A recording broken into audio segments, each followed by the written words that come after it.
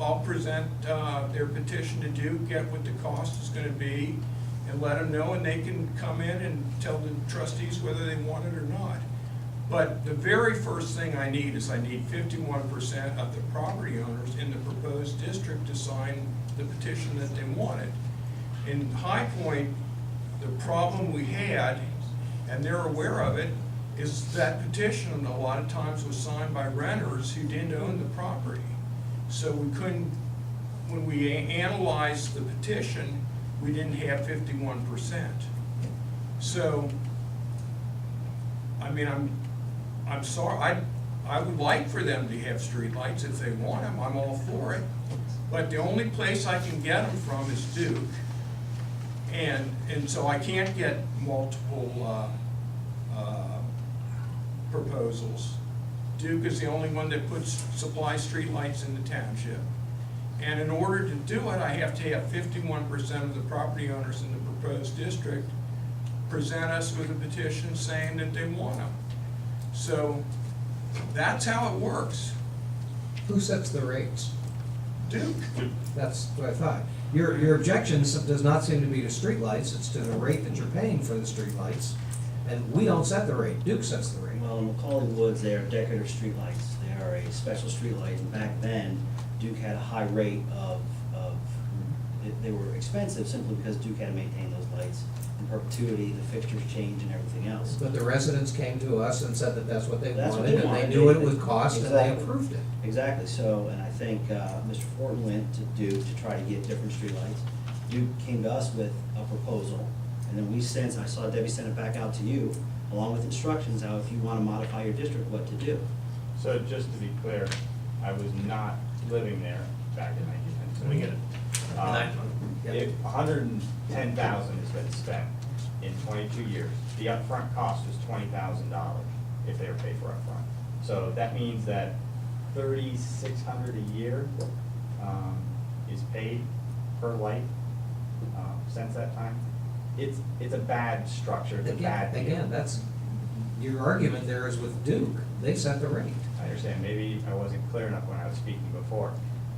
There was a communication sent by the state of Ohio from PUCO, if you're familiar with that, that said no community should enter into these type of agreements going forward. As a result, Duke sent a communique to the township, probably addressed to you, Mr. Porter, that said, we have other options. When I called Duke, they said, there are other options. Because I said, well, what can I do? This is an absurd rate. And they told me about it. I had to do that. And I said, okay, what do I have to do? They said, we can't work with you anymore. We have to go to the township. So guess what? Here I am. So Still what are the waiting. other options, I guess is my question. Is it a new lighting district, is it different fixtures? What is it? I don't know. I came 2 months ago and asked for your guys' input. I have a day job. I've got kids. I've got a house. Well, so I've got do other I, and so does responsibilities. everyone else up here. I'm not compensated to do this. You're compensated to do this. If you want to sign a consulting agreement with me, I'd be happy to draft one. You're the It'll be last under person I want to sign a $70,000. consulting. I'm sorry, I couldn't hear you. I said Is you this were the way you last person I insulted want to Marcy sign. Longnecker to a, I'm sorry, I I'm didn't mean sorry. to interrupt. Yeah. You know what? This You're out of insulting line. has gotta Please, stop. let's get back to this. I came here and asked for a solution. I asked for a solution, and your solution, if you don't remember, was turn off the lights. And that's what you said, Tom. No, I didn't say that. I would never say that. Okay, all right. If you want lights, you can have lights. I would never say I that. encourage streetlights. Let me get Okay, that on the but record. I there's gotta encourage be, streetlights. there's gotta be another solution. The I'm only- looking at one, but it's not my decision. The only way that I know to establish a street lighting district is with 51% of the residents coming with a petition. Okay, all right, I can see I'm just wasting my time here. Thank you for your service, have a good evening. Anyone else on the list? Mr. I've got Medford? two more. I see Mr. Janus says that he deferred his time till after the High Point residents, so I'm Okay. going to defer to Mr. Janus now. Go ahead. Mr. Janus?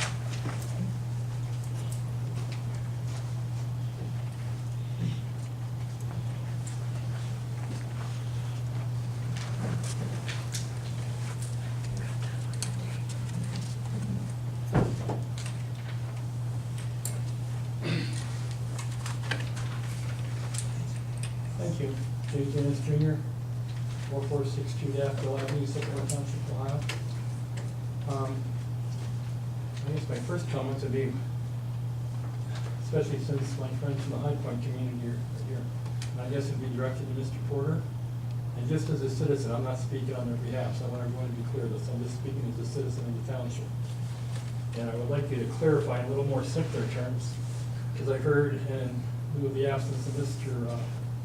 Holberg, who frequently comes to the High Point Block Watch to address their issues, some clarification. I'd like to speak a little bit and you can tell me I'm right or wrong. My understanding, based on what you and Mr. Ford were discussing, the citizens initiate or sign and get 51% of registered property owners who must sign a petition in a proposed lighting district. Is that correct? That's correct. Okay, and then, once they have that, and I apologize if I don't have this right to the group, they present it, I guess, quote unquote, to the township. And since Mr. Holbert is frequently there, I guess he has worked with them and some of these people that are here and some other, but anyhow, over some time to review the property owners, and you mentioned that earlier. Yes. So once, regardless of whether it's, don't take this wrong, regardless of whether it's High Point or something, a group brings it to the township. Who is the township, Mr. Holbert, or you is? No, actually, they bring it to my office. To your office? Yeah. Okay, Yeah. and then you verify if there's 51%? That's correct. Okay, and then, just for the sake of an example, regardless of what the district is, let's say we have 51%, and I say we, anybody, okay? Okay. You verified there's 51%. Tell me what happens then. At that time, we send the proposed district to Duke to get an estimate as to what the cost would be. Okay? Okay, Duke comes back with a cost. It's done one of two ways, on a front foot or per lot basis. There's two ways you can do it under the statute. Okay? Front foot or per lot.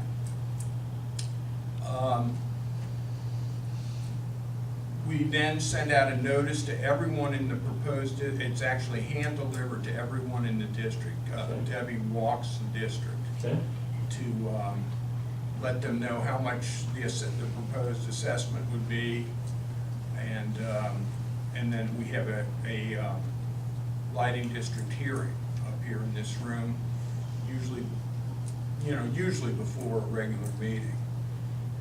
Typically, very few people show up, but, a couple interested homeowners show up. Usually, it's people that they want, they've signed the petition, they want to have lights in their neighborhood. Couple of reasons: the police encourage it. It reduces Okay? crime. Criminals are like cockroaches. You put a light on them, they scatter. Okay? So we encourage, as a rule in the township, we encourage lighting districts. The problem that Mr. Fortin has pointed out is the only one place we can get these lights from, and that's from Duke. Okay?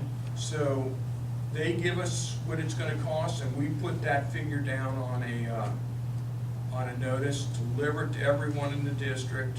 We have the hearing. People say whether they're for it or against it. Most of the time, they're for it. I've sat through a lot of lighting district hearings, and I've really never heard anyone speak against it, except for, in my neighborhood, one person who I know, she's a friend of mine, came up, and I don't know if you guys remember this, but she came up and she complained about the lighting district because it would take away from the rural nature of her property. Now, I don't consider my neighborhood rural or my property of rural nature, but that's the way she felt about it, and she spoke against it. Okay, just to clarify, so when you get 51% comes to you, 51% of the signatures, you send it off to Duke, right? Send it off to Duke, yes. Okay, and not holding your feet to the fire, but that process, once you send it off, because you've verified you have 51%. Right. Give me, or us, if you will, some time frame of how soon they would get back and say, here's the cost to the lighting or the light districts or whatever? Well, I wish they did it quicker. They don't always get back to me as quick as I would like. Okay. Once we do this, like, once we send the notice out, I think we have to have the hearing within 30 days. Okay. Once we hand deliver the notice. And then we have the hearing, and even after that, with 51% with the notice and the cost amount, you still don't have a lighting district until the trustees vote, and at least by a 2-to-1 vote, agree to establish the lighting district. Okay, and then, excuse me, and I think Mr. Bicker mentioned, I caught up in everything with what Mr. Ford was saying. Or what is the, once all that's done, what is the normal, is there a time limit, like how far let's start again. How long? Typically 10 years. 10 years? Okay, then they would have to come back and Then do it they come again. up for renewal. Okay, And then we go through, we don't get the petition again, okay, but they come up for renewal, so we send out, we get Duke to give us what the cost is gonna be. okay, They give us the cost, we send out the notices again. And actually, we hand deliver them, we don't send them out, we hand deliver them to everyone in the district. okay. And it has a hearing date. In fact, I think there's noted on the, we have one coming up this next week for renewals. These are renewals. And then there's a hearing, especially with renewals, hardly anyone ever shows up. If they do show up, they show up and say, hey, we like our lights, please keep them. But they could come up and say, no, we don't like our lights, get rid of them. Okay. But they never do that. Okay. Then we have the hearing, and then, once again, it's put to a vote of the trustees, and as long as it passes by a 2-to-1 margin, the lighting district is renewed for another 10 years typically. So that's, I've been doing that for a long time, and that's how it works. So basically, the folks from High Point, they're almost gonna have to start from scratch if they wish to do it again correctly then? Well, they have to have 51%, the baseline is they have to have 51% of the property owners.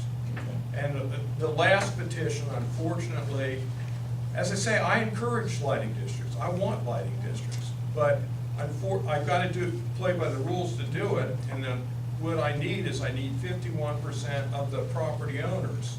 So if there's a renter in a property, and the renter signs the petition, that doesn't count. See, like for my property, my wife owns my house. So,